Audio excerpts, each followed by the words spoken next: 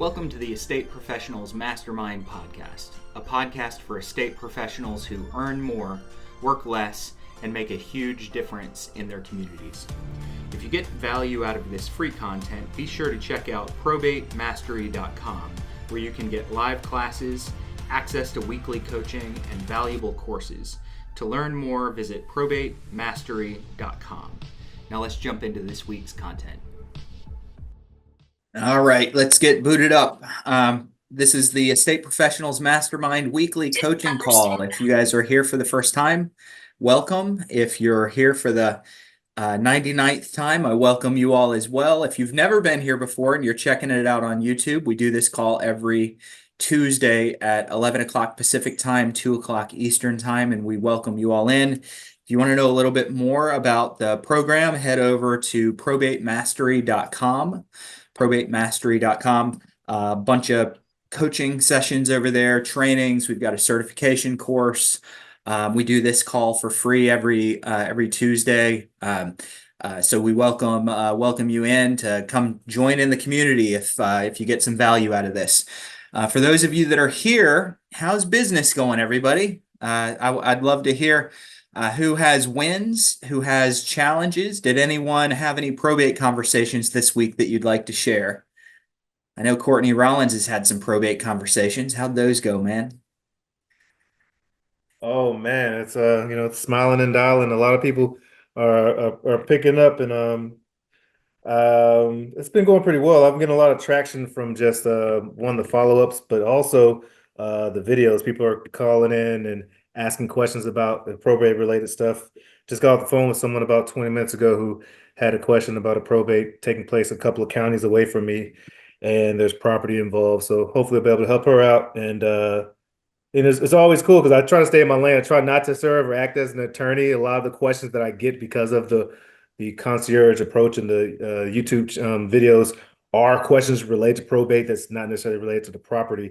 But each time I get to just pick up a little bit of knowledge, and that I can at least point people in the right direction, add value, and hopefully be able to earn the right to buy their property from them. So that's pretty cool. It's always exciting when someone's like, "Yeah, I was watching your videos and it worked," or when people actually pick up the phone and they're like, "Oh, I'm so glad this service comes." So it's been pretty cool, pretty good. That's why I like this type of work. It's happy law quite often. You don't get cursed out as much, and I'm from the South too, so the God bless you's cussing out, that happens more often than the cursing out from when I was in distressed properties in Baltimore. Cool. What's your? We just had Jim Steele just asked what your YouTube channel was. What are they coming in on? Yes, Life and Transitions Experts channel. Would love, like, and subscribe.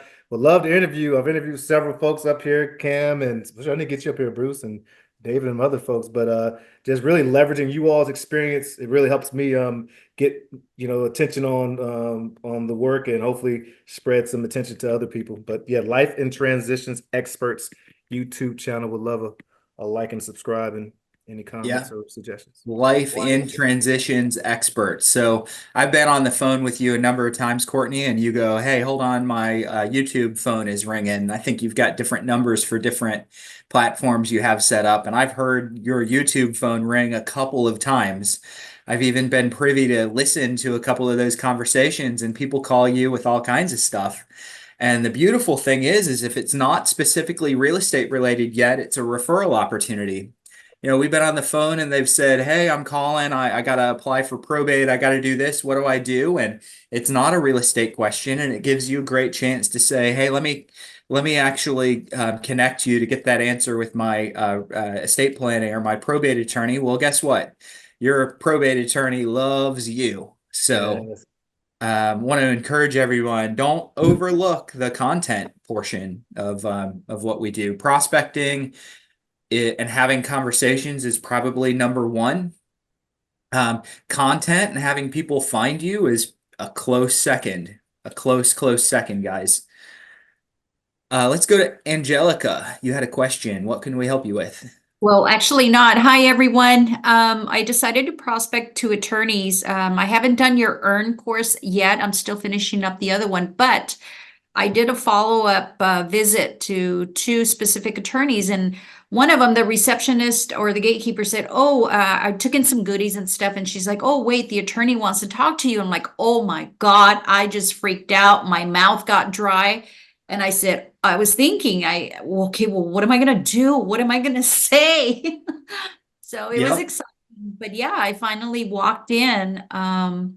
The only thing that he said, which I mean, he's a great gentleman, but he said the way our office works is you generate like a training session, like not a training session, but like a trust seminar, Mhm. and whatever comes out of there is yours. So what did he mean by that? What do you think he Yeah. meant?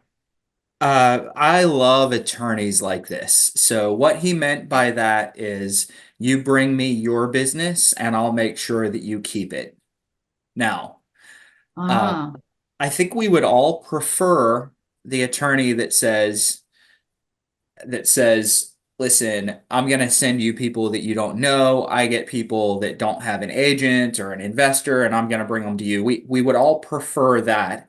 But that's not the way that it really starts with most attorneys. Normally, okay. you need to provide value. So he has just given you a really clear roadmap as to what you can do to create a referral relationship with him. And guess what?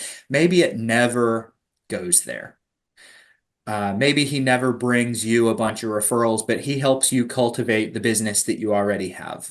Mhm. So, what he is essentially asking you to do is coordinate and promote a seminar that talks about going through probate, setting up an estate, setting up a trust, something like that. He probably wants a seminar for setting up a trust.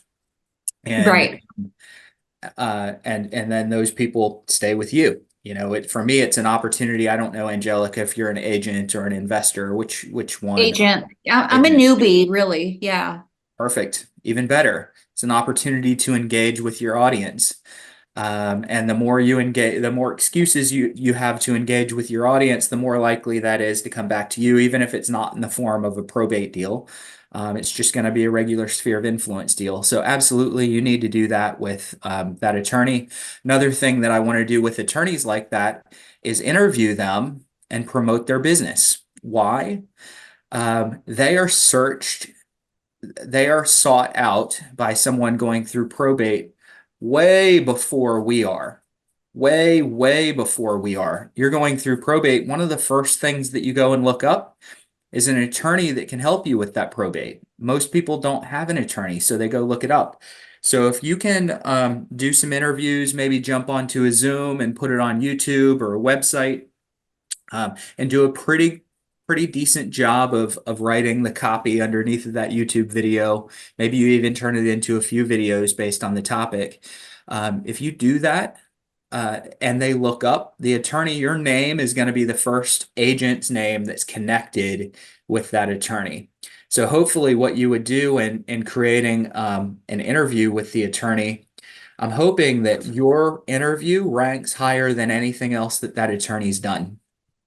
And the Okay. next time they're searched for, you show up. And if you can take an interview where you guys might talk about 7 or 8 different things, you know, how much does probate cost might be a question you would ask in that interview. And what kind of clients are you looking for? And how can people get in touch with you? And what's your specialty? And just questions like this. The whole interview could be a video that you put onto YouTube, maybe even put into a blog. And then you could take each individual question and answer as its own video or topic. And now when someone says, how much does probate cost in my area? Theoretically and hopefully, you show up at the top with your interview with that attorney. They're not looking for you. Let's get real. Right. Someone doesn't go through probate and go, who's the best realtor that handles probate? They don't do that. They know most realtors. They know that they're getting letters. They're not out looking for us. So let's find a way to stand in the path um, for the people that they are looking for. And those that they are looking for are attorneys, estate sale companies, potentially funeral home directors, maybe clean out crews. They're looking for these services. Mhm. Let's get in the path getting their path on their search for those other services. Okay. So that's what I would do with this attorney. And absolutely, he just told you how to work with him. It might not be the best referral partner in the world, but it's someone that you can engage with and get some content out of right now. Got it. Thank you so much, Bruce. Definitely. Thanks. All right. Yeah. Michael? Michele, yeah. Michele. Okay, sorry. Yeah. Go It's for it. fine. It's a hard one. Yeah, you're good. Yeah. By the way, my brother's name is Jachin. He goes by Jakin, and I've heard Joaquin my whole life, and I love it. As a matter of fact, I've been guilty of telling people that his name is Joaquin, and it's not. So hard to pronounce names are good with me. Okay, cool. Yeah. So I took the Probate Mastery course over the summer, and I've done real estate for a while, and I'm focusing this as my niche. I just started making probate calls and using kind of your confused script, like, oh, is this Bruce Hill? Is this John Smith? And it's Mhm. working. I'm getting decent responses, better than I was getting before. But now I feel an appointment coming on within the next few weeks, and I have a bit of a vendor team. I don't really know my probate process because it's very local here in Southwest Florida. So I'm kind of wondering what my next step should be to prepare for the appointment to make sure that when I go, I close. Yep. Are you an agent or an investor? So I'm an agent. My background, I used to be a flipper, but right now I'm mostly focusing on listings. Okay, got it.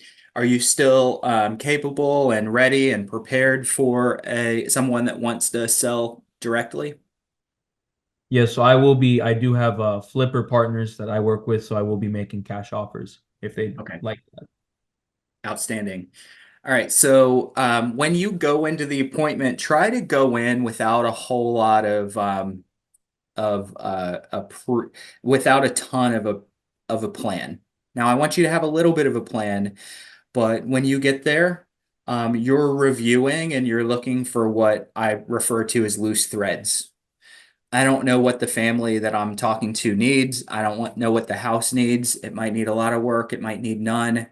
I'm just kind of going in with the understanding that there's things that they probably need to take care of, and they don't even know that I can take care of that for them. Courtney Rollins and I, we were in an appointment a couple of weeks ago, and we walked in, and the house was full of personal belongings that they were trying to sell on Facebook Marketplace. Didn't know that before we walked in, and we were able to say, hey, if we were able to just take all these off your plate for you, get them sold, and give you the proceeds, would you want us to do that? Okay, I wouldn't have had any way to plan for that. So I'm going in with the understanding of that. Next thing, before I go on the appointment, I want to get an idea of what they're expecting out of the appointment. Are they expecting a ballpark estimate or price because they're selling in 6 months? Are they expecting a price because they want to sell in the next week? What are they expecting? So what's your one thing that I would ask a seller even on the phone before the appointment is, in a perfect world, what would you like to have taken care of? So what's your wish list? Let's call it a wish list. And then just listen. Okay.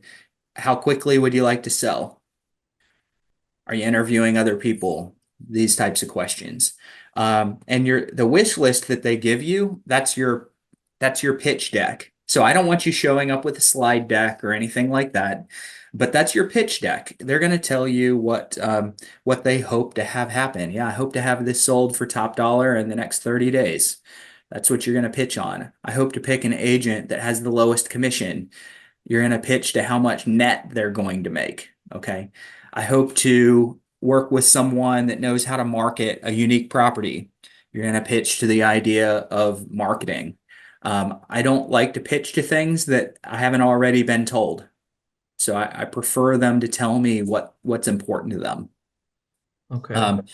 And then when I'm in there, I just kind of talk to them. Hey, is this something that you guys, so in the appointment, is this something that you're looking to sell quick as is? easy sale like a cash offer, or would you prefer to get full market value? That's my question. Okay.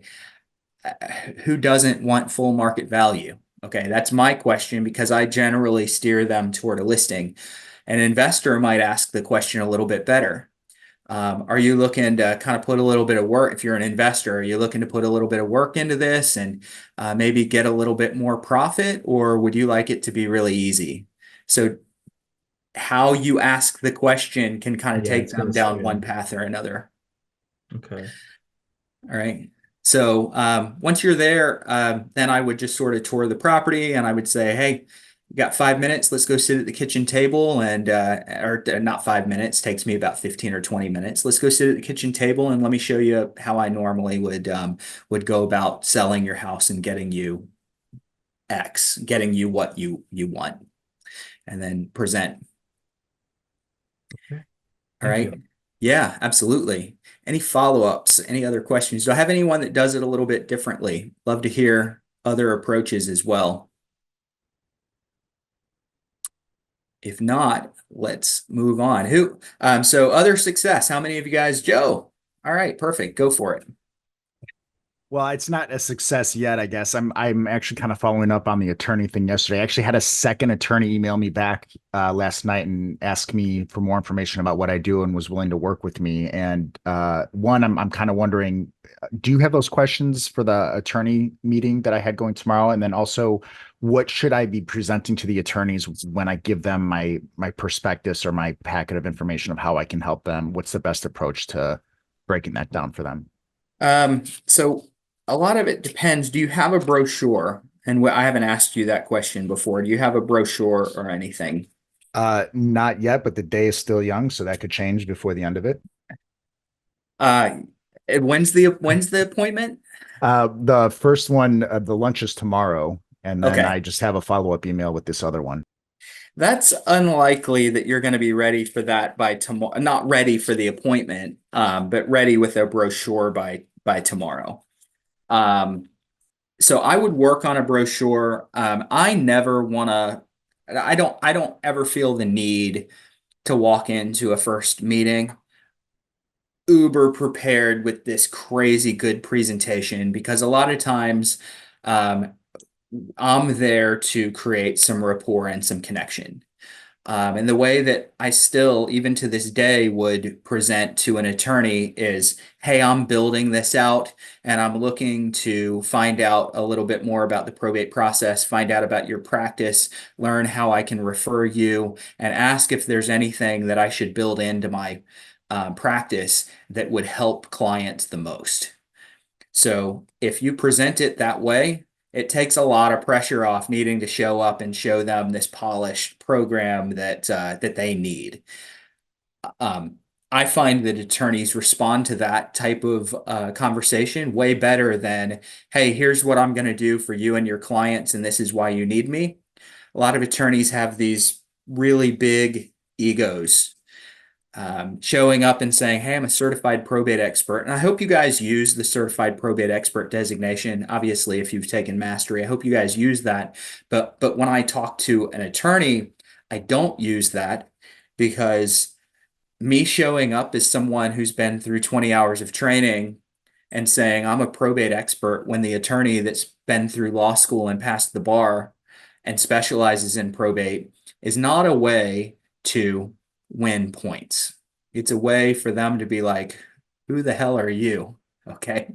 You didn't pass the bar. You don't specialize in this. You don't know all the legalities and that's fair.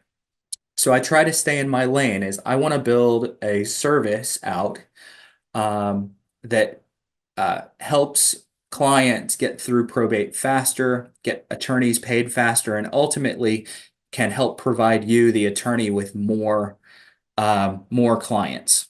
That's the big approach that I have. So when you're in that lunch meeting, and if you had a brochure, you'd give it. But if you don't have a brochure, don't worry about it. We'll create one for the next one. A couple of questions that I want to ask, and I was just flipping through my notebook to find these. And this is not comprehensive, but it's a pretty good start. So tell me about your practice. Okay. I want them to talk about their practice. Depending on how talkative they are, they could go on this for 3 or 4 minutes or 20 minutes. It could take the whole lunch. Okay. So tell me about your practice. How do you get your clients? How do you get your clients? How do you decide which clients to take and which clients to pass on? If you're a good conversationalist with these questions, you don't need to stand there and pitch, and they'll love you for asking these questions, whether you pitch or not. What are your ideal type of cases? What are your ideal type or types of cases? How long have you been in business, if they haven't already answered it? How long have you been in business? How much business can you handle at a time? At any given time, how much business can you handle? Can you tell me about your fee structure? Hyper important that we ask about the fee structure. TJ, I'm going to call you up here in a second. I'll get through a couple of these questions. I saw your response pop in, so I want you to go ahead and unmute yourself and chime in a second. If I What's were the to ideal- refer you, how what's the would I go ideal- about doing that? Sorry. What's the ideal fee structure? Oh, you're in California. Most attorneys are going to follow a very specific percentage of the overall estate value, but I want them to describe it to you. I ask questions that I know the answer to all the time. All the time. So in California, it's normally 4% up to a certain threshold, and then it's 3% up to a certain threshold, then it's 2, then it's 1. And I don't remember what those thresholds are, but that's pretty normal in California. It's not mandatory. You'll just find that most attorneys do that. And across the states, a lot of attorneys will follow the maximum allowable fee structure. What I like to have, and this is just a side note, what I like to have normally when I'm hunting for attorneys, I often like to find an attorney that does it on a per hour consultation structure. So here in our market, I have an attorney that basically says, hey, I'll give them the first 2 hours for $100, which is just ridiculously cheap.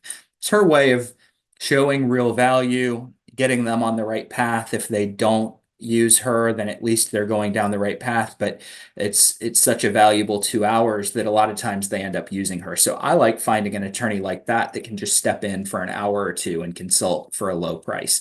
And then normally I'm willing to pay that consultation fee. So if it helps me deepen a relationship with the client, I'll cover it for them. That's a total rabbit trail. So back to the questions. If I were to refer you, how would I do that? And then one of my last questions, and I definitely want to get this in on every meeting that I have with an attorney, and it goes to Angelica's topic a little bit ago, is would you ever consider doing a video interview that I can send out to my audience? Would you ever consider doing a video interview that I could send out to my audience? Crucial that you ask that question. Sometimes the answer is no. It's funny. One of my best friends is my real estate attorney. I mean, we're close friends. I was in his wedding last year. And the first time I asked him to do a video interview, he said no. Okay, I don't know you. I don't necessarily want my name attached to an agent that I haven't done business with and might be a bad agent, was basically his response. We have a different relationship now, but don't judge an attorney based on whether they're going to agree to the interview. But I would still ask, and I would expect that the majority of them would agree to that. Yeah, take 30, 45 minutes, sit down on Zoom, run through some of these questions, talk about the probate business, and then you promote it to your audience and your leads. Why would they say no? I asked my real estate attorney that, why would you say no? And he had reasons. I still deepen the connection, but I would say most are going to say, yes, I'll do an interview with you. Remember, attorneys are typically in the business of practicing law. They're normally not in the business of promoting and marketing their business. So if you do a good job of promoting their business and marketing that interview, many times your stuff for them is going to rank higher than their own.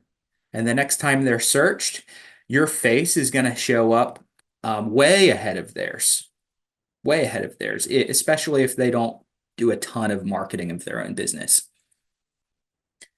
All right, now go work on a brochure. If anyone wants to see what some of these look like, there's different examples. You could go on like Etsy.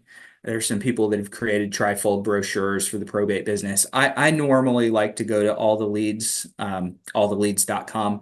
They have a few brochures that are templated. You can get those for pretty cheap and have something that looks professional. So that would be my suggestion. You could design your own, a lot of different things you could do, and that'll help. But when I talk to an attorney, I'm not there to present this super polished practice because I want them to feel like they're helping me out. It kind of strokes their ego. To me, I find that it deepens the relationship a little bit better than showing up as the expert. Good stuff, man. Thank you. Cool. Absolutely. TJ, what you have, and then I'll go to Michael. TJ, what do you share in chat? We're talking about the seminars and the was it Angelica that the attorney said that I believe that she was referring to a seminar of some kind or getting in front of people. So that is like one of the easiest things to do. I had some limiting beliefs around it for a long time, and then I just decided I was going to do it. There's very minimal preparation that you have to do. And the reason being is that everybody loves free legal advice. So if you put a bunch of people in a room with an attorney, it's a no-brainer. People are definitely going to show up and you don't really have to talk much at all. I end up being like a moderator to make sure like we don't go off the rails and make sure we're respecting the attorney's time. But and I have been getting about 1 to 3 clients from the seminars. And I'm on track to get like about one closing from each seminar. I haven't done a lot, so I don't have a lot of data to go from. But they absolutely work. They're very easy to do. And like I said, people love free legal advice. So that you'll fill the room just because of that. Yeah. And then I really tailor it to the attorney. Like I have an attorney she's a closing attorney. She also does probates. She doesn't really like to do wills and things like that. So she's more on the probate side. So we were really heavy on probate when she came to mine. I'm doing another one in a week and a half where this attorney loves estate planning. So we're going from that angle, more of an estate planning, like before someone passes. But I can always get real estate in there somehow. And it's funny, there's a lot of people that show up that they've inherited money, not necessarily a property, but they've inherited retirement accounts or just a big sum of money and they're not sure what to do with it. So they always ask you about investing in real estate. So a couple of the people I'm kind of working with some buyers right now that I've picked up from these seminars as well. So it's just a great opportunity and there's really little effort that you have to put in. I mean, you have to be thoughtful and respectful and do a good job, but like, don't be intimidated that you have to bring all this content and bring all the knowledge and information, because that's why you have the attorney there. And the attorneys have gotten about 1 to 3, people that do it, they need to do a will or something like that. So it's pretty easy to do. Outstanding. Throw that out. Angelica, questions, follow up on that? Yeah, TJ, a quick question on these seminars. I mean, I'm fairly new, so I don't have a record, I would say. But in regards to these seminars, how am I going to get recipients to the seminar? Do you do them like a social media or how is that how you promote it? Or? Yeah. So honestly, Okay. Eventbrite is great. You can promote right through Eventbrite and Eventbrite Nice. will send. It's just a couple of bucks if you have a few bucks to throw at it. Do their promotion and they'll put it in front of people that are likely to respond. I do it at most places. Most of the time, I'm doing it at a local library, and it's free room, and they promote as well on their social media and in the library. And there's a sandwich board and stuff like that. So people sign up through that. Yeah. So that's a good option. Thank I you so recommend much. anybody do that. Yeah. Oh, you're welcome. Thank you.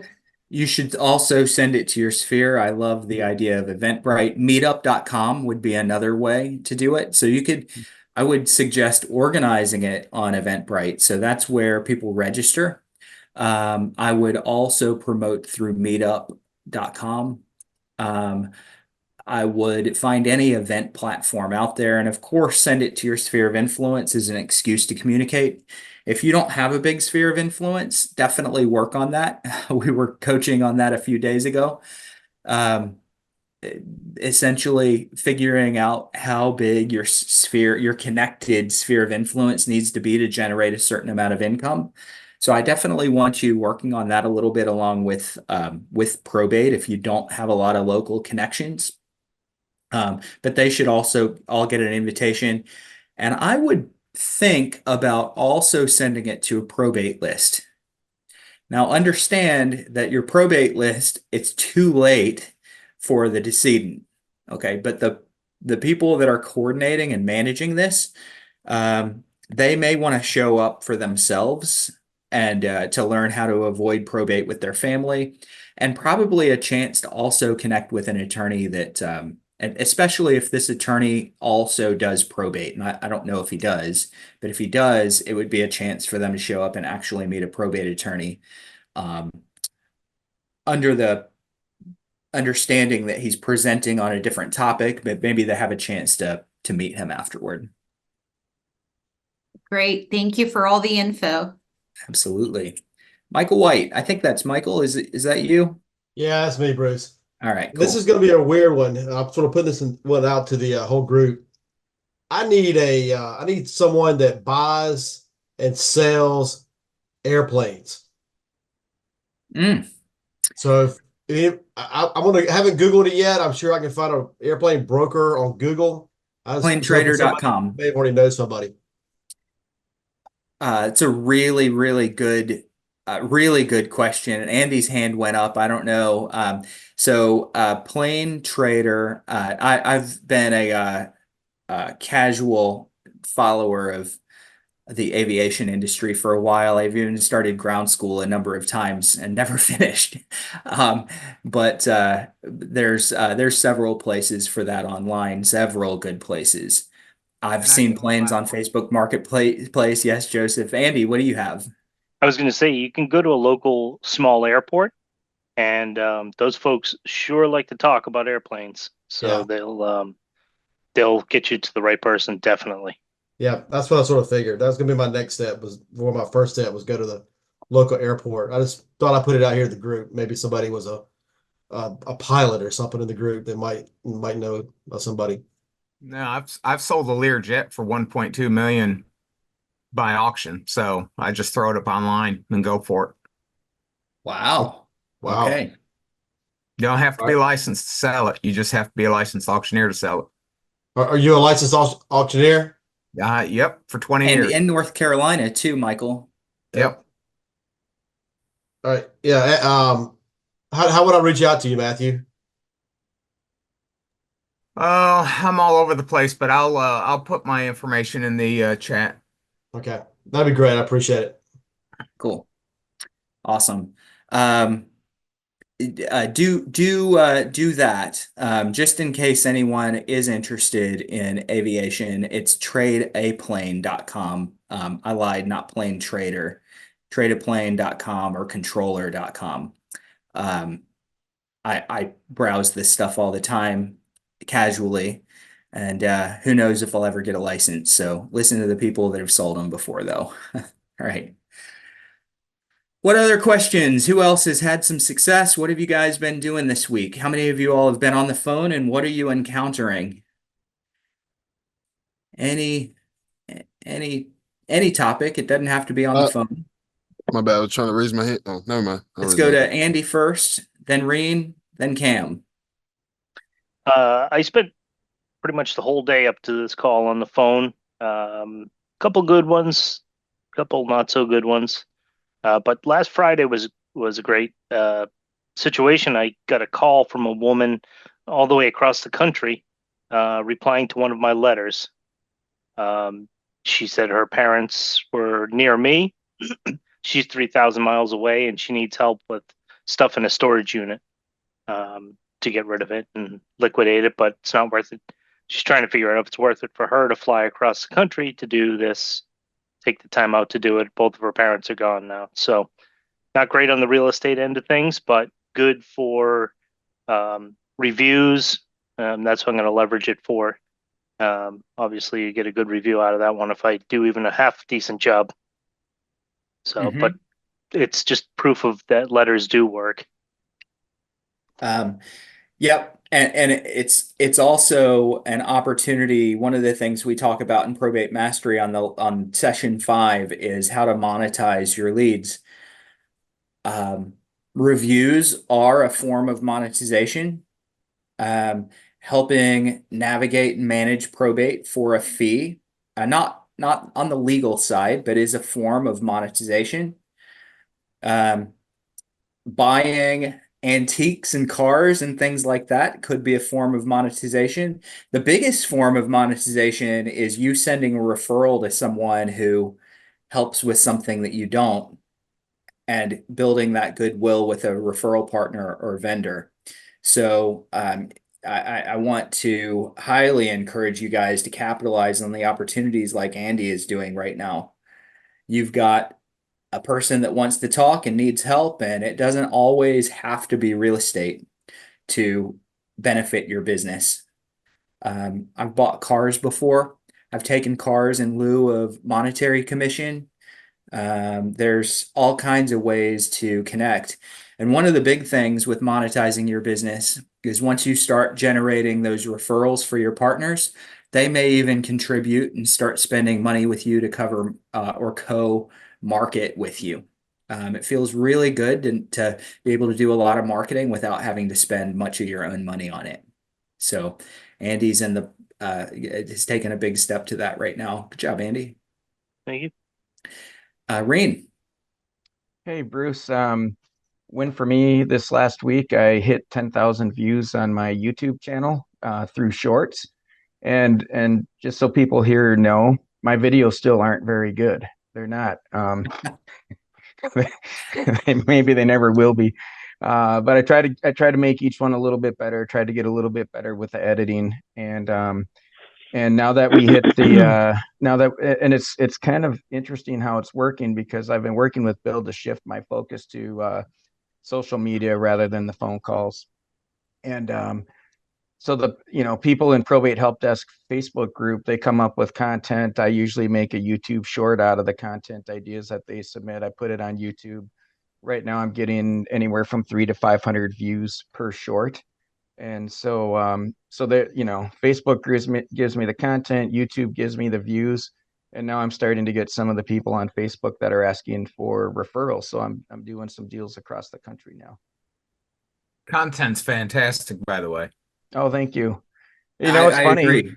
I appreciate that. About a year ago, I think I was talking to Michael White. He was ahead of me. He was trying to tell me that I should be doing more on social media. Michael, I wasn't listening back then.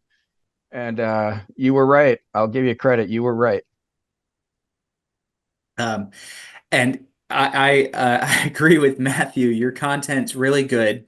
And guess what? Even if it's not, it's still better than all the people that aren't doing any content, and it's educational. Even if the quality was low, which it's not, it's still going to get an audience and it's going to gain traction. I've told this story here for a little while. Early in the year, I talked to one of my past coaching students that started coaching with me a month after getting a real estate license. And he started putting content, YouTube shorts, TikTok, Instagram, a couple of slightly longer, like mid-sized videos onto YouTube. And I'll be the first to say they were kind of garbage. They were not good, but he did a couple a week, and a couple a week, and a couple a week. And over the course of a few years, they got a little better and a little better and a little better. And this was probably 3 years ago he started doing these, and they're good now, but they still weren't great when I talked to him in the beginning of this year. And he said, Bruce, I've got 11 listings coming that are a direct result of people that have been watching my video content. So if you want long-term credibility and authority, get on video. So good job, Reine. And I'll tell you guys, those that are afraid of the camera, the first time I was ever on video was with Chad Corbett, who a lot of you all know. I drove up to Virginia and I went into his dungeon-like basement where he had a couple of hanging green screens and a little whiteboard and a camera set up. And I'd never been on camera before. And my mission was to record 5 2-minute videos, and I did one all day long. I did one. Why? Because I couldn't get the message right, and I'd get halfway through and I'd mess up and I'd be like, oh, I kept messing up. And finally, after hours of stumbling through this video, he comes down and I've got the solution for you. And he's holding a bottle of scotch. And we took a couple of swigs and I was able to finally power through my first 2-minute video after a couple of shots of scotch. And I thought, I'm never going to be any good on video. And eventually you overcome it. And I would argue that I'm probably still not great on video, but doing it enough, doing it a few times, powering through this struggle, causes you to be good. Hey, Bruce, can I add something to that point? Yeah. That's one of the biggest benefits I get from, like, I want to do long form content and get people to watch it, but with the shorts, I have to be able to deliver a message in 60 seconds or less. And I can't tell you how many times I sit down and my 60-second video is like 3 to 5 minutes because I ramble and say right. It's really helping me hone my message, and it's still not easy, but I can get it in under 60 seconds now. Yeah. That's a powerful point, because sometimes we ramble a lot more. One of the things that I did, Reine, is I would practice my messages kind of organically. I would go over to either Audible or Descript.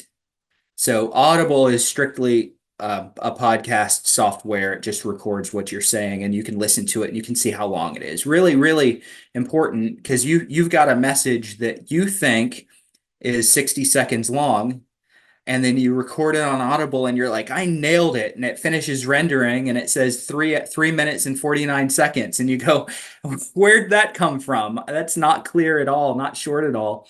Descript will actually turn everything that you do into a transcript. It'll tell you how long it is, and it'll show you what your script is.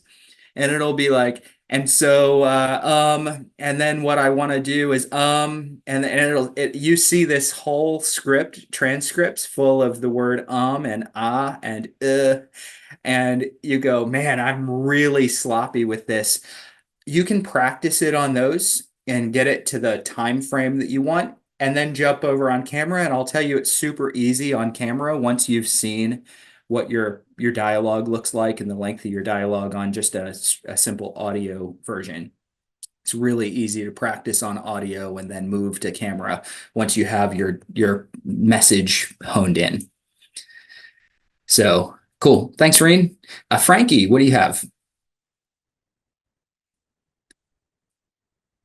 Okay, sorry. Good afternoon. So I'm trying to find on YouTube the network, or how to build your sphere. Is that the title of it in YouTube to watch it, or how to build your sphere? When you had mentioned it earlier about because I don't think that I have a really good sphere. Yeah.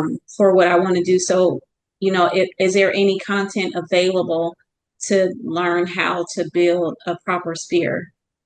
No, there needs to be, though. That was a private coaching call that I was having in the last couple of days. But your sphere of influence, while we're kind of on that topic, what do you think your sphere of influence looks like, Frankie? Like how big is it? How many people do you have in it that are local, that know you know them? So I've been practicing real estate for 10 years, but it's part-time.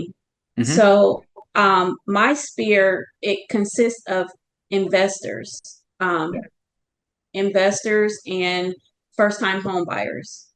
Mm-hmm. Okay. So that's kind of like the gist of mine. And a lot of them I have not had contact with in quite some time. So I'm gonna be honest and say, like, um my network, not my networking, but staying in contact and having people in a flow to contact them and reach out, I have not been consistent with that. Mm. Well, let's start with one thing and understand that a lot of agents specifically sphere. I think it's important for everyone, agent, investor, but I think it's especially important for those that have a license and want to grow a real estate business as an agent. A lot of times we end up either putting ourselves in the friend zone where people really like us, but they wouldn't use us, Mhm. or we completely alienate our sphere of influence because they think that every time we call them, it's going to be another sales pitch. So I see those two opposing sides when we do interact with people that we know. And the fear of being too pushy and too salesy drives a lot of agents to not engage with their audience and their sphere of influence. How many of you are like that? Hey, I see a lot of people that are just too pushy, and I don't want to be that pushy person. I don't want to be salesy. I don't want people to stop taking my call, so I don't make the call. So I'm going to encourage those of you that are like that maybe haven't engaged with your audience, your sphere of influence, to look at your engagement more from the standpoint of you're there to invite. Okay, I want you to be professional inviters. This applies to those of you that are introverts too. Okay, if you're an introvert, it's going to be a little bit more difficult, but you need to learn how to invite people to things, whether that be a one-on-one lunch or a coffee, or my preference would be small group events, a dinner once a month, a quarterly social event where you get 20 or 30 people that you know locally. Okay, that kind of thing. So learn how to be a professional inviter. And then occasionally bring up real estate by asking if you can put your real estate hat on. So every now and then, maybe once every year, something like that, that person in my sphere of influence that I've spoken with 2 or 3 times that year, maybe they've come to one of my dinners or an event or two or none. But I've had dialogue with them 3 or 4 times from the standpoint of just being a friend. About once a year, I say, hey, I was giving you a call. I'm going into an appointment and I had a couple of minutes. I was wondering if I could put my real estate hat on. They're going to say yes. And then say, I know this is out of the blue, but I was just I was just working with a client of mine that's going through the probate process. And I realized that maybe some of my connections or maybe some of my friends didn't know that part of my business. I'm actually building a little bit of a focus or specialty as part, not my exclusive focus, but as a part of my real estate practice, where I help families that have an estate that they're settling or an inherited property. A lot of them have real estate, but they also need contractor services and locks changed and grass mowed and estate sales and property cleanouts and all these different things. And I just wanted to let you know that I do those things. If you ever run into anyone that has inherited property that needs all these ancillary services, I just want to let you know that I do that. So that's like something I could, call up past clients or because I do know some attorneys, former real estate agents. I can call them up and just introduce myself and mention what what I'm doing now in my business. Or are you saying like to like maybe invite them out for like a cup of coffee or something like that? I would make sure before I drop that bombshell of I want your referrals in this specific niche. Before I do that, I want some good casual engagement with them where I haven't called with a Okay. pushy real estate pitch or real estate topic. So I like inviting people. So when I invite people, the next time I call, they're not going to go, oh boy, I know what this is about. let me ignore this. Here comes another pitch. Here comes another request for referrals, that kind of thing. So I want them a little bit addicted to my call where they think that there's something that I'm inviting them to. Everybody Okay. likes to be invited. Dinners, coffees. I prefer group. If you don't have a big audience, if you don't have a big sphere, just do private coffee or a dinner or something like that, or a lunch. If you've got a lot of people, you need to shift to doing those where you can get in front, spend that same hour getting in front of 5 or 10 people instead of just one person. Once your sphere of influence is big, and then after we've had good engagement, good interaction, maybe they've asked me about real estate and we've talked about it. It's usually where they've brought it up, but my engagement with them multiple times a year is fun. And then once a year, approximately, sometimes it's more, sometimes it's less, I ask to put my real estate hat on and I describe a specific thing that I do. And I get so specific that I know they're probably not going to have a need in that area. They're probably not going to know anyone. So this is in probate. You don't know anyone that might need that, do you? No, I don't. Okay. I know they're not going to, but they're going to remember the specifics. They are never going to remember, by the way, I help buyers and sellers. Do you know anyone? That's going to leave their memory in 3 minutes. So I want to get detailed enough with the real estate hat topic. I want to get detailed enough where they won't forget it, even if it doesn't relate to anyone that they know. Now you also need to go out and put yourself in situations where you can make new connections. And that's a big problem with most agents, is they don't know how many connections they need to support their business. So if you need 10 clients, you need 100 people in your sphere of influence that you're having good connection with. If you need 20 clients a year out of your sphere of influence, you probably ought to have 200 connections locally. If you want 5 clients out of your sphere of influence, your 50 is going to do. So about 10% of your sphere of influence will turn into a deal every year if you stay in touch and if you don't end up in the friend zone. And by the way, everyone should know 10% is a general rule of thumb if you're doing okay. If you're doing good, 20 or 30% could turn into a deal. If you're doing great, if you're interacting properly, if you're marketing, if you know how to say what you want to say, if they like you, okay, could be 20 or 30%. But let's just start with a rule of thumb of 10 and make sure that you multiply however many deals you want out of your sphere of influence, multiply that by 10, and that's how many connections you need. Okay. And if it's intimidating, there's all kinds of places you can go meet new people.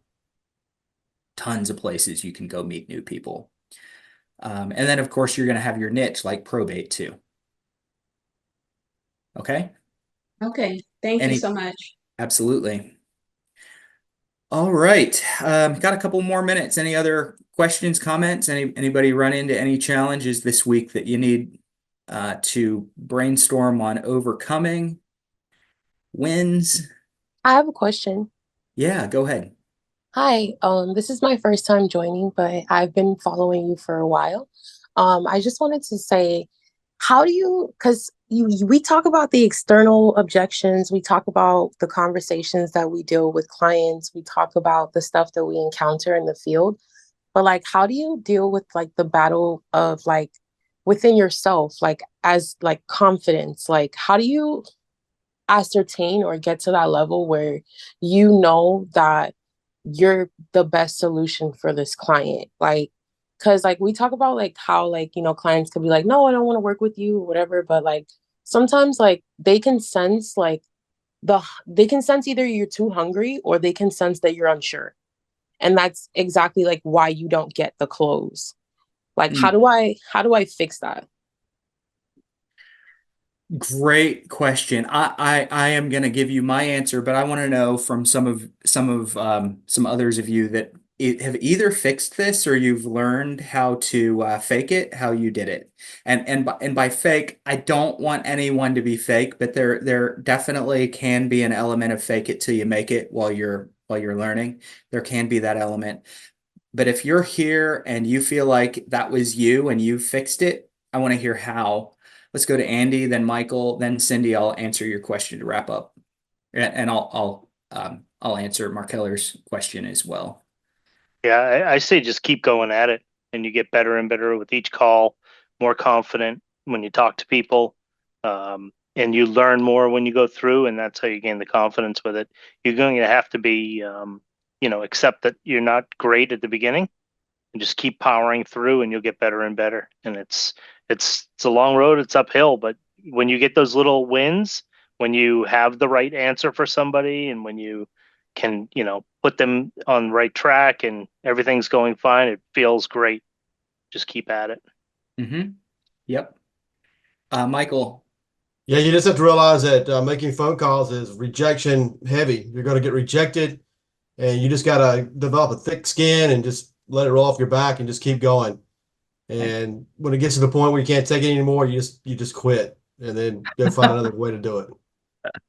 That's pretty much the bottom line. It's cool. It's rejection dense. That's all I can tell you. I think there's definitely some reality. Let's go to Michele next, and then I'm not going to disagree with anything that you guys have given. I think that I agree with everything that you all have given, and something else. So, Michele, what do you think? Oh, I had a question. Oh, you have a question? Okay. All right. Let me give my version of this answer real quick. Cam, I see you waving at me. Sorry. Running a little late on time, so I'm going to give my version of the answer. Learn a piece of the process very well.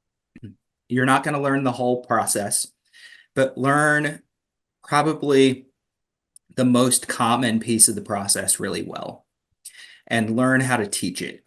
I'm not saying you have to get up and present a class on it, but learn it as though you were going to teach it. So an example in the probate niche might be, I understand exactly how to apply for and go through the initial probate hearing process. And I've learned it, and I can teach it in a 10-step summary.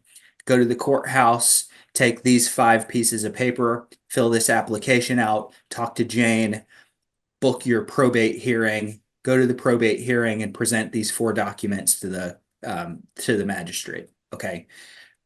Totally just an example, but that's a piece of the process that you can learn in an outlined way that you could teach to an individual. Now, that might not come up lots and lots where someone needs that, but when it does, you're going to be like, I know this. So pick different parts of the process that you can find the perfect best solution for, even if it's just 3%. So maybe you learn how to coordinate an estate sale. It's just a small part of the process. When it comes up, you have a flawless answer. If you're on the phone and you're just worried about what they're going to say, learn how to avoid the topics that they're bringing up. Learn how to avoid the objections, or learn how to play into it. Okay. And what I mean by that is, I know that most people that I call on the phone want to tell me that they have it all handled. So I learn how to play into that. I work with a lot of people going through the probate process. I can kind of coordinate almost any need that you might have. Should I assume that you have everything handled so far? Yes, Bruce, we have everything handled so far. Why would I do that? I want to do that because my biggest objective is just get on the same page with them. That's the biggest objective. Now, I'm not telling you that that's the best conversation that you could have, but that's one that you can predict and you can rely on, and suddenly you're not blindsided by answers that they're giving you because you're playing into what you think that they already know. So at that point, you just say, hey, I'm going to send you some information on the services that I can provide. You call me if anything comes up. Once probate's over, what are you thinking about doing with the house? So you could go through a really super simple 5-step call process where you feed them the answer that you know they want to give you anyway. Yeah, we have it all handled. Okay. You get to avoid the 999 things that you're worried they might say to you and give them the one thing that you're most prepared for. We have it handled. Great. I'm going to send you details on what I do. I'll send that through the mail. I want you to call me if anything comes up. Is that fair? Yeah. Once probate's over, is the real estate something you guys are going to keep or sell? Now you know. You don't have to be great at the rest of the call as long as you're spectacular at that part of the call and knowing how to just move them through that very, very, very easily. And then you add little pieces of expertise over time. So become an expert at small parts of it, like an expert at small parts of it. And then just every day, add a little bit more around that part that you're really good at.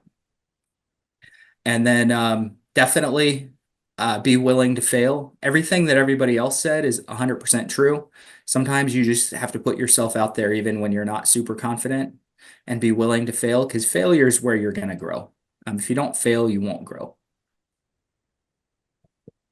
right. Does that help? I like Yeah. to say something. Yeah. I love that thing. Let's go to David. Cindy, I promise we're coming to you. David, Cindy, Michele. All right, David first. I just always like to mention that you never know who you're going to meet. And, 9 out of 10 people are going to hang up on you, not answer the phone. But you're going to get a hold of that one person that needs your help. And that one client is going to, these people need our help so much, they don't realize it. And they're going to be so much better sphere of influence leads or clients or contacts in the future. That's what gets me on the phone. And I don't make a whole lot of calls these days. I've kind of flipped the funnel because I've got the capital now to run it the other way. But when you're starting out, you want to start with the calls, the mail, the social media retargeting, and Google ads, or whatever ads, YouTube ads. But if you just get on the phone and talk to people that you don't know, and build those relationships of people that need you, it's amazing what happens. It really is. Mm-hmm. And this is such a niche thing. It's just amazing when you do get a hold of someone that needs you. Yep, absolutely. Cool. Cindy. Sorry, I had my hand on. I had it on mute. Hi everybody. I wanted to ask because I've been doing cold calls and I got a message for one and they were like, if you want to talk about the estate, please give me a call back at 1234. The thing is, I want to call them, but how do you guys approach it when they do mention in the voicemail the death of their elderly parent? I don't want to come in and be like, hi, did you figure out what's going on with your parents' property? I would like to be sensitive. I would obviously want to be sensitive to it. I just want to know what your pitch is when it's such a fine line. So no real pitch. So they brought the estate up. So it would be something more like this. I don't know what to pitch until I know more about their situation. So Cindy, it's Bruce Hill. You gave me a call yesterday. It was about the estate of Jane Smith. Just giving you a call back. Yeah, I don't necessarily know exactly where to take the call. Why don't you tell me a little bit about what your situation is? And most people are going to talk. So why don't you tell me a little bit more about what your situation is? Draw that conversation out, get them talking. Oh man, it sounds like you're a little overwhelmed. It sounds like this. I imagine that's hard. Any parts that you're stuck at, just ask questions and get them talking. Eventually, you'll get enough of their picture to where you know what to pitch. I think if you go in with a predetermined pitch, you're going to mess up. Okay. So tell me more about your. Yeah, tell me more about your situation. Okay, that's the leading question. Okay, thank you. And then my second question is, when you go to the courthouse, I'm in the state of California, but when you go to, just so you know, when you go to the courthouse and you're looking up the cases for probates, are you gonna in the files, I would be calling the lawyers, correct? Not the people that are in probate. I call the people that are in probate. If I call the lawyer, I don't call the lawyer about a specific estate. I'm absolutely going to treat the lawyers like their own, like its own niche almost. Got it. But I'm definitely going to spend time concentrating on the heirs and the personal representatives themselves separately. So if I call the lawyer, it's not about the estate of John Doe. It's about finding a lot of my clients are going through probate, and I'm trying to find a good attorney that can take care of the clients I'm working with. Are you taking new clients? Yeah. Could I stop by the office? But it's not about that estate. If it's about the estate, it should probably be directed to the family. Okay, perfect. Thank you. Cool. My way, not the way. I want to be really clear. Some of you guys may do it a little different than I am and have success with it. There's a lot of ways to have success. Let's go to Michele. We're a little over, guys. Hang with us for a little bit more if you can. If not, I'll see you soon. But let me talk to Michele real quick. Really appreciate it, Bruce. Real quick, I went to the courthouse. That's what Chad advised us to do to learn about the probate process. In Florida, it's the attorneys who really know what's going on. How do I become an expert in the probate process? How do I get better at it so I become the expert? Where should I go to? Teach it. So learn how to teach it. Go on camera. Talk. Learn a small piece. Go to Courtney Rollins' YouTube channel. Life in Transitions Experts. It might be Life in Transition singular. Just look up Courtney Rollins, Life in Transition Experts, I think. And he does a good job. He will go learn something and then teach it on camera. I think if you want to learn anything, it's best to learn it as though you're going to teach it. And then the second thing is, you are never going to be anywhere close to as much of a probate expert as the attorney. Never in a million years. You have to be more of an expert than the client that you're working with. And that's not very hard. Okay, at all. They don't know anything about the process. Next is you don't have to pitch to what you think they need. You need to learn how to uncover what they need. What we just said to Cindy, where are you in the process? What's going on? Those types of questions, just asking little leading questions like that, they'll run with it many times. You shouldn't have to drag the conversation out if you're asking the right questions, and they'll tell you what they need. And remember, if they need something and you don't know how to provide it, you can always go find the answer in the Facebook group or on Google, or call your attorney that you have a relationship with or anything like that. Don't be afraid to not know the answer. Thank you so much. Cool. Cam was waving at me. Cam, I'm going to go to you last, and then we're going to jump off. Don't remember your question, do you? Yeah, my bad. I was on the phone stuff. So first and foremost, how you doing, everybody? How's everything going? I think it's going good. I woke up this morning, right? I'm not going through probate. No, I'm just playing. But couple wins. So damn, where do I even start? So I went to probate court just to sit in. I guess it was a slow day, so I ended up going to a whole different like jurisdiction, I want to say, from Middlesex to Essex. And it was actually kind of fruitful. I ended up meeting a bail bondsman and or constable, I should say. And yeah, we just had a good rapport, and he's like, he comes across probates every now and then, and I don't know, we just had a good rapport, gave him my information, and yeah, now I'm just going through these, doing follow-up, because remember, my voice was messed up for a while. So I have to do a bunch of follow-ups to the senior living centers and attorneys and all that fun stuff. But yeah, I forgot the freaking thing. I forgot it, but yeah. You're good, man.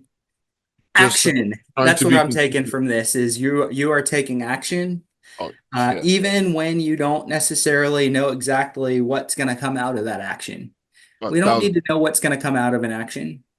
If it's negative, it recognize that you're either not going to do that action again, or you're going to make an adjustment for next time, or maybe you just dealt with a negative person. There's one negative person and 99 positive people.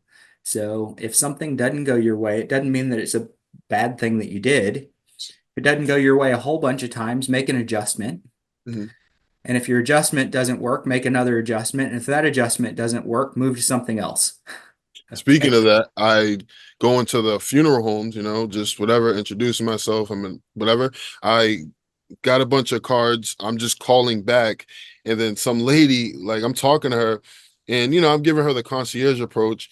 And I know she wasn't listening to me. So I'm on the phone with her and she's like, I'm like, give her the pitch. And then she's like, oh, I'm all set. I'm like, well, did you listen to anything I said, or you just shut down from the beginning? She's like, what? I was like, well, I'm just here to refer you business. And she's like, oh, and then you could tell she straightened up after that. But it was like, you weren't listening to me at all. Like you already had in your mind, like, I'm not dealing with this kid, until I was like, no, I'm here to refer you business. I don't need anything from you yet. But yeah. She just got her guard up, and I was just like a little disappointed. Like she just wrote me off already, but it's all good. Some people write you off. I'm okay being written off without being listened to from time to time. If everyone's writing you off, you got to change your approach. But cool, good. Action. Do the work. Take some action. Don't be afraid to mess up a little bit. A lot of people are going to be way more nice and agreeable than we sometimes expect. That's what I wanted to ask you. So, I've done it a few times. Maybe I just was feeling uncomfortable yesterday when I went into the Lawrence office. But I just, like, how do you approach yourself? Like, you're going into the court, probate court, right? How do you approach? Like, I've done it, but I just still felt super awkward when I walked in there. And I'm like, how do you approach that? Like, I'll go to the court. And they have this little area where like you can ask an attorney anything probate wise. So I just went yesterday, just introduced myself to the attorney and was like, oh, because it's like a free attorney little area. And I'm just like, oh, let me just introduce myself and let her know that I can possibly be a resource and all that fun stuff. And no, I'm approaching it as though I'm just a fly on the wall. And if I'm introducing myself to a probate attorney that might be sitting there, I'm not going to talk about me being a resource. Hey, I have a lot of my clients that are going through the probate process, and I just needed to understand the process a little bit better myself. I wanted to see what your involvement was. Yep. Let them tell me what their involvement is. Hey, I really appreciate the time. I'll be around if you need anything, or if I have any questions, I'll come grab you again. I'm going to be really respectful of their time. I'm not there to pitch. I'm there to learn. And if it turns into a great conversation and I have a chance to tell them what I do, awesome. Otherwise, they're really going to start putting up some walls and some resistance if they feel like I'm there to pitch and to provide convince them to use me for a service. So if I go to the court, I'm there to learn. And I recognize that any difficulty that I have is going to be the same uncomfortable and awkwardness that my clients are going to feel as well. So everyone that goes there is going to feel the same way. It's funny, people go on forums all the time and they say, hey, how do you go about this? Or how do you go about that? And one of the things that I started a year ago, I'm super self-conscious about this, so I hate bringing it up all the time, but I started jujitsu a year ago, and I went in the gym and I stood there and I turned around and walked out when no one greeted me. And I went back the next day and I walked in and I almost walked out, and I walked out to the truck and I was like, no, I'm going to force myself back in. And I went in and I started learning, and I love it. And now I realize that everyone had the same experience, and we all have the same experience when we go to probate court for the first time. We all have the same experience when we make our first call. We all have the same experience when we go to our first attorney's office. This awkward feeling and fear feeling is totally normal. The people that grow push through it. All right. And I've got to wrap it up, guys. We are significantly over, and I've got some coaching calls I got to jump on, but I appreciate everybody being here. If you're not certified as a certified probate expert, go check out probatemastery.com. Hopefully see you guys back here next week, same time. Thanks. Thank you, Bruce. Have a great So day. much. everyone. Thank you.